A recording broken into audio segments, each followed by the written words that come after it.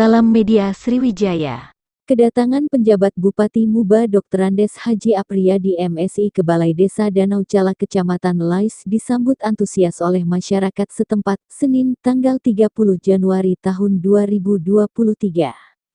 Kunjungan orang nomor 1 di Muba ini dengan didampingi jajaran Forkompinda dan kepala daerah dalam rangka ingin silaturahmi dengan masyarakat sekaligus meninjau kondisi infrastruktur di Desa Danau Cala.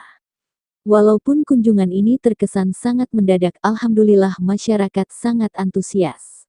Terima kasih atas antusias masyarakat menyambut kunjungan kami, ucap penjabat Bupati Muba. Terkait dengan kondisi infrastruktur jalan ke Desa Danau Cala, Apriyadi mengatakan bertahap akan diperbaiki dengan bekerja sama dengan PT Medco Energi yang beroperasi di Desa Danau Cala.